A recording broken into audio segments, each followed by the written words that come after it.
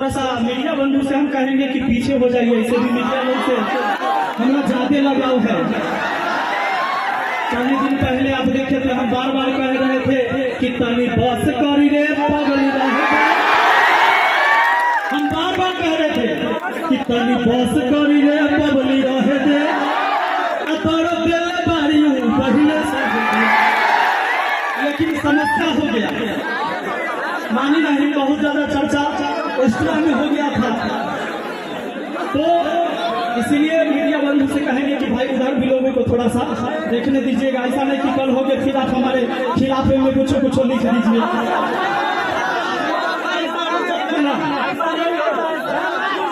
दोस्तों एक बात सीधा सा जान लीजिए, सफल होने के लिए ना बहुत ज्यादा टॉपर होने की जरूरत, बहुत एकदम ईमानदार, मतलब खूब पढ़ाई में एकदम खूब लगल है, रात दिन अंधाधुन, वो सबसे कुछ नहीं चाहिए।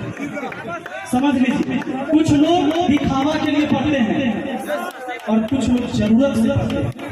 इस बात को याद रखिएगा, 2 ही लोग सफल हो सकते हैं। एक जो जरूरतमंद है, पढ़ाई जरूरी है उसके जीवन में, उसके अलावा उसका कोई विकल्प नहीं है वो। दूसरा जो शौक से पढ़ाई करता है वही सफल हो सकता है, बाकी कोई व्यक्ति सफल नहीं होता है, बात जान लीजिए। दूसरा चीज आप ये जान लीजिए, सफलता का मतलब ये नहीं है कि अगर आप यूपीएससी क्वालिफाई कर गए तो आप सफल हो गए, आपने रेलवे में जॉब प्राप्त कर लिया तो सफल हो गए, आप कोई भी चीज हासिल करिए, सफलता का मतलब ये नहीं होता। सफलता का मतलब लोग यहाँ तक ये भी निकालते हैं कि जिसके पास ज्यादा धन है, आर्थिक रूप से जोड़ते हैं, जिसके पास ज्यादा पैसा है वो सफल, जिसके पास पैसा नहीं है वो, यही है परिभाषा हमारे समाज में। जबकि बात ये नहीं, इसको आर्थिक रूप से हम जोड़ते हैं। सफलता का मतलब यह है कि जिस चीज को आपने चाहा था वो चीज आपको हासिल हुआ और आप खुश हैं उस काम को करके, तो आप उस काम में सफल हैं। सफलता का यही मतलब होता है। अगर आपने शिक्षक में पढ़ाता हूँ यूट्यूब के माध्यम से, 45 लाख से ज्यादा विद्यार्थी पूरे भारतवर्ष से पढ़ते हैं हमसे जुड़। अगर हो सकता था कि मैं रेलवे में जॉब हमारी लग जाती, मैंने एक एग्जाम दिया भी था, लोगों पहले का एग्जाम दिया था, मैं ITI हूँ फीचर से, तो मैंने एग्जाम दिया था। एक एग्जाम तो हम पास कर लिए थे, दूसरा का 2018 वाला, जिस समय यूट्यूब पर हम आ भी गए थे, लगभग 60-70 हजार सब्सक्राइबर 2018 में हो गया था। उस समय मैंने फॉर्म भरा था और एग्जाम दिया था। पहला एग्जाम क्वालिफाई किया, सेकेंड एग्जाम जो था पटना में 19 तारीख का एग्जाम था। संजोग देखिए हम 21 को गए थे एग्जाम देने, हमरों से बड़का पगला मिलेगा कोई। एग्जाम देने गए, हुआ ये कि हम एक विद्यार्थी को कहा दिया था कि हमारे एडमिट कार्ड निकाल देना, तो 1 सप्ताह पहले पता चल जाता है कि सेंटर कहाँ है, उस समय पता चल जाता था 1 सप्ताह पहले, तो हमको व्हाट्सएप पर भेज दिया, मेरे नाम का कोई दूसरा लड़का का भेज दिया। हम देखे उठे नहीं, हनुमान पर तो विश्वास राम का रहते न करे, दे दिया एडमिट कार्ड व्हाट्सएप पर भेज दिया। हम 21 के ना एग्जाम है, रात के 20 तारीख के गए, 20 के रात में हाजीपुर में रहते थे, एडमिट कार्ड फिर से निकलवाए और रख लिए जेबी में, पढ़े हुए ना। सुबह भेले गाड़ी पल्सर गाड़ी रख ले थे, चल गए पटना गए तो अंदर दिखा उखा के अंदर घुसा दिया, सीट खोज रहे हैं, कहीं सीटें नहीं मिल रहा हमारा, दौड़ल चल रहे बनरवा जैसे, ऊपर नीचे उधर चल रहे हैं, सब परेशान की खाली ऊपर नीचे का है, दौड़े कहीं सीट नहीं मिला, हमारा रोल नंबर नहीं था कहीं। अंत में हम गुस्सा गए और जो वहाँ का स्टाफ था उसको बोले कि हमारी सीट कहाँ है बताइए, एग्जाम शुरू जा रहा है, दे दिया और गया खोज, ओहो दौड़ रहा है ऊपर नीचे कहीं ना मिल रहा है, खूब दौड़ते सब विद्यार्थी, मतलब कंप्यूटर ऑन हो गया था सब, हमारी सीट खो जाइए रहा। उसके बाद जो है से एगो और वहाँ पर स्टाफ था, उसका सीनियर लिया पेपर एडमिट कार्ड देख फाड़ दिया कि थल लिए हाथ में मोड़ दिए, फाड़ का है दिया से पूछ के फाड़ा थल लिए हाथ में, गरबा छोड़ा दे नहीं है, कहता है कि पगला है तू। हमने क्या हुआ, कहता है कि 19 तारीख का एग्जाम था, 21 तारीख क्या आया, अब हम देखे तब हम अब सबका चेहरा उतर गया कि अभी तो लड़का माथा पीट के रोएगा बैठ के, क्योंकि दूसरा एग्जाम है। तो हमारा हंसी आ रहा है। हम अपने किस्मत को कहे कि तू ही फिट नहीं बैठा, चल हंस के निकले वहां से। सब जगह देखिए कितना बेशर्मी है हंस रहा है। दोस्तों सच पूछिए, कभी कभी ना आपके मेहनत के हिसाब का चीज मिलना होता है। आप किस्मत के सहारे जीना चाहते हैं, छोड़ दीजिए वो आदत, क्योंकि याद रखिएगा किस्मत के सहारे कागज का टुकड़ा आसमान में उड़ता है। जब आंधी आती है तो देखिएगा तेज हवा चलेगी तो कोई कागज का टुकड़ा उड़ेगा आसमान में, लेकिन पतंग अपनी काबिलियत से उड़ता है, उसको आंधी की कोई जरूरत नहीं होती। अच्छा न होगा तो क्या हुआ, नौकरी न होगा तो क्या, कुछ और होगा लेकिन उससे बढ़िया होगा। और जो सोच लिया वो ना होगा तो उससे बढ़िया होगा। हमेशा अपने अंदर कॉन्फिडेंस ऐसा रखिए और याद रखिए दुनिया में ऐसा कोई व्यक्ति नहीं है, ऐसा कोई आपका शत्रु नहीं है जो आपको हरा देगा। आप चाहिएगा जो जिस लक्ष्य को आपको प्राप्त करना, कोई नहीं रोक सकता। आप सबको पता, मैं आप लोगों से पूछना चाहता हूँ ईमानदारी से बोलिए कि आपके अंदर जितना ताकत है, जितनी एनर्जी है आपके पास, उतना एनर्जी के साथ कौन इसमें से पढ़ाई करता है, मेहनत करता है, हाथ खड़ा करिए। उतना एनर्जी जितना ताकत है थोड़ा 10 मिनट काम कर लेता तो काम छूट जाता है। कितना देर पढ़ते, 5 घंटा, 10 घंटा, 1 घंटा, 2 घंटा, चलो मान लेते हैं आप 8 घंटा पढ़ाई करते हैं, मान लीजिए आप धुरंधर 8 घंटा 10 मिनट पढ़े से दम छूट जाएगा, नहीं छूटेगा। याद रखिए हम जीवन में अपने जीवन में कोई भी ऐसे काम करेंगे तो यहाँ से जो चलेगा, जो हमारा सोच आएगा, हम उसके हिसाब से काम करेंगे। जब आप पढ़ाई करते हैं नींद आएगा, 1 घंटा पढ़िएगा ना, बहुत कोशिश करके। दिन भर आप इधर उधर घूम घाम के आए हैं, रात में आपने रूटीन बना लिया कि पढ़ना है, आपके कमर दुख जाएंगे बैठे बैठे। अब बाद में सर जो अभी बोल रहे थे टुई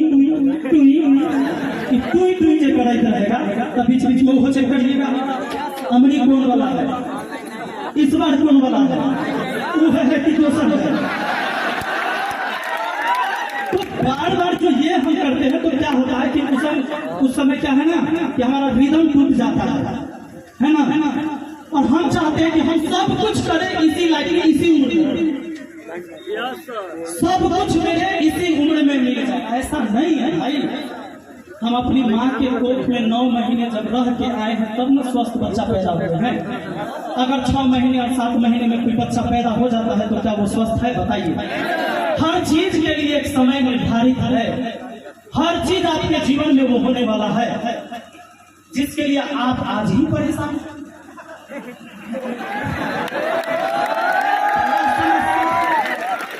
तो थोड़ा सा अपने आप का सुनिए। अच्छा कोई पढ़े से आपके पड़ोसी वाला रोक दिया तो हर दुश्मन है वो रोक देगा।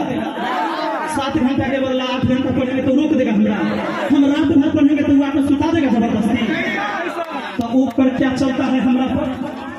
कुछ नहीं चलता है, कुछ नहीं चलता। मैं आपको बताऊं, मैं अपने जीवन में हर चैलेंज को स्वीकार करता हुआ कहता है मिट्टी में मिल जाएंगे, खाक हो जाएंगे, लेकिन झुके मिलेंगे। जे चैलेंज सामने में आ गया धोखे चैलेंज करके देखो। इतना कम उम्र में कोई मुखिया बनता है, वहां मुखिया बन गए जहां व्यक्ति कभी हारा ही नहीं था। जिससे लोग थर-थर कांपते थे। रोड पर कोई वोट मांगने उसके एंगेज में जाता ना, तो ये कैंडिडेट है, इसके पीछे अगर 10 आदमी जा रहा है देख लेता था, एक जनता से साइड होकर मकई में पेशाब करने लगता था। उनने वाला भी होती वहां पर सीना तान के अकेले खड़ा हो गए। सब समझाया, घर के लोग भी समझे, पहला उलझ रहे, झूठ उलझ न रहे। हमारा बाल बच्चा 2 को न बेटा है, लेकिन अगर हम इस समाज को बदलेंगे तो वैसे हजारों बेटा इस समाज से निकल के जाएगा।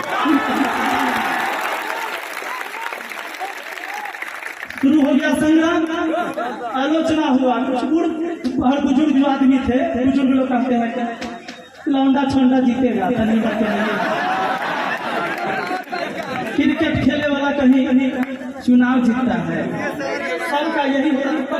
आपने देखा था चुनाव जीतने के बाद मैं बहुत ज्यादा इमोशनल हो गया था। वो सारी बातें मुझे याद आने लगी थी कि लोग कैसे विरोध करते हैं इसी समाज की। लड़का फेंकता है, लौंडा छोंडा है, क्रिकेट खेले वाला है, ये कहीं मुखिया बनता है। मुखिया बनने ले चाहिए पैजामा कुर्ता, मोज बड़का दो, लंबा चौड़ा आदमी, ककरो दू झापट मारे, ओकरा दू झापट मारे, बेवजह के भी मारे, वो भले मुखिया। हम की परिभाषा बदलेगा, नया छोड़ा सबके कहें की परिभाषा बदलेगा, कभी ना कभी तो बदलाव आएगा, बदलेगा। हम कि तुम लोग साथ है तो हाँ कि तुम्हारे पिताजी का नाम, हम कि तू रहो मम्मी से वोट देवा दिए तो हर बात मान जाता मम्मी, पिताजी को छोड़ कर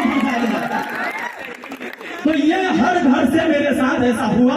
सारे नौजवानों ने मुझे सहयोग दिया, कुछ बुजुर्ग लोग ने भी दिया, ये सच बात होता है। लेकिन नौजवान जिसके पिताजी दादाजी मेरा विरोध करते थे, उनका पोता बेटा कहा कि न चुनेंगे तक 300। उन लोग को ये लगता था क्रिकेट खेलने वाला कैसे होगा, ये नहीं पता था कि क्रिकेट खेलने वाला यर्कर मार देगा तो उड़ जाइएगा सीधे। मैं आपको बताता हूँ, हाँ बिल्कुल, हमारे मित्र सर भी गए थे, इसके सर भी गए थे, प्रिया मैम भी आई थी दिल्ली से। सब लोग दारू बांट रहा था, पैसा बांट रहा था, चुनाव में साड़ी बांट रहा था, और हम ऐसे ऐसे दोस्त को लेकर ज्ञान बांट रहे थे समाज में। ऐसे ऐसे दोस्त को लेकर, शिक्षक को लेकर लोगों ने समझा, एक बदलाव तो आया। आज फिर लड़ाई शुरू हो गई। आपने देखा होगा कुछ लोग अगर यहाँ कोई डीलर होंगे तो बुरा न माने, सही बात है, लेकिन शुरुआत किया है सभा पंचायत से। लोग को राशन दिया जाता था, ज्यादा दाम लिया जाता था, सरकारी रेट से ज्यादा अनाज भी कम, बहाने भी होते थे कि अनाज कम आता है इसीलिए हम तो पैसा ज्यादा काहे लेते हैं, उतना नहीं लेना चाहिए। लोग नहीं माना। मैंने डीलरों को कहा कि भैया आप ऐसा करिए कि कम से कम सरकारी रेट है उसी पर दीजिए, अनाज आप भले ही कम देते हैं 2 किलो 10 किलो में 2 किलो कट जाए, कम देते हैं तो आपका कहना है कि कम आता है इसीलिए कम देता है, तो आप मुझे लिखित दीजिए, मैं आपका मुखिया हूँ, क्या आपको अनाज कम देता है ब्लॉक को बताता, हम लोग एकदम धजिया उड़ा देंगे, कैसे देना पड़ेगा। कई लोग लिखेंगे देने के लिए, हमको तैयार नहीं।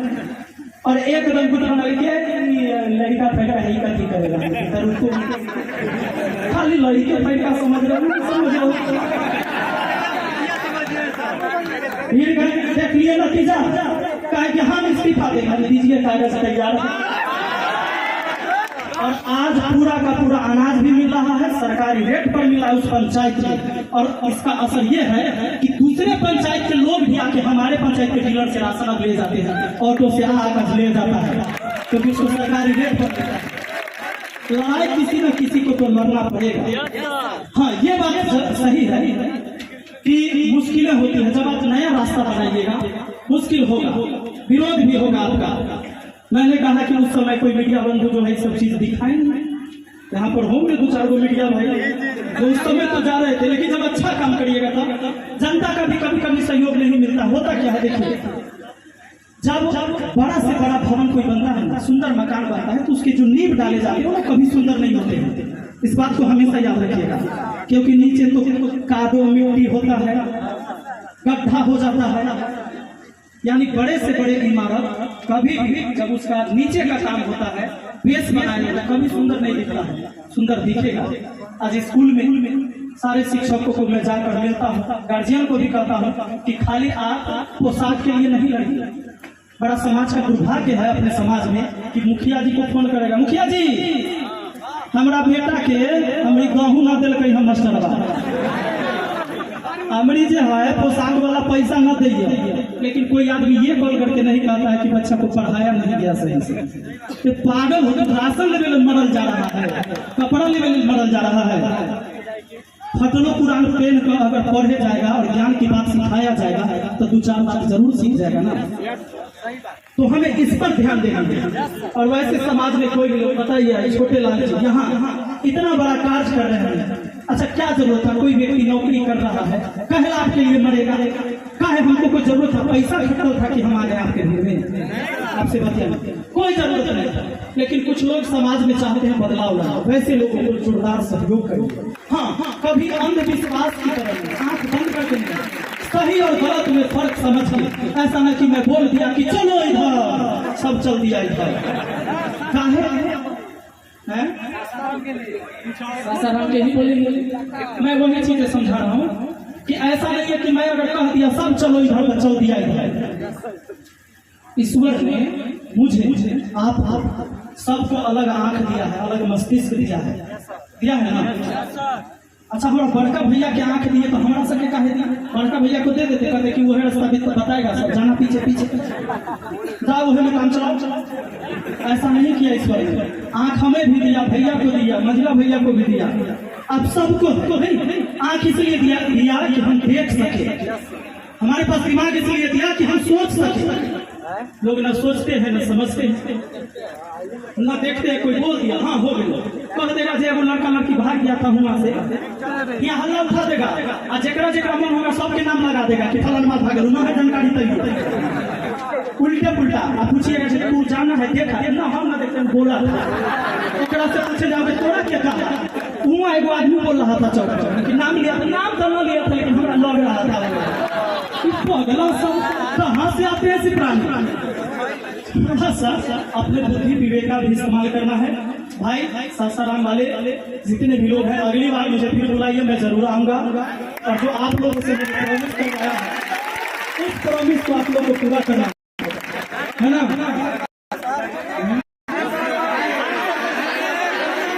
हाँ सर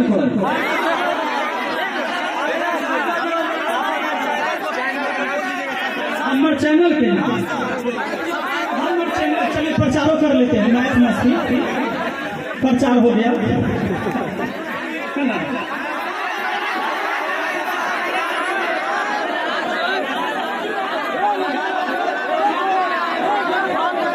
अब मुझे भी लगता है कि आप लोग भी परेशान हो गए होंगे। अच्छा हमसे तो गाना आपने बहुत बार सुना है, जबरदस्ती गवाइए होना चाहिए कि नहीं? बहुत से शायरी मारते हैं एक लाइन कि चल पड़ते हैं तेरे साथ कदम मैं रोक नहीं पाता, तेरे चेहरे में वो जादू है। Thank you.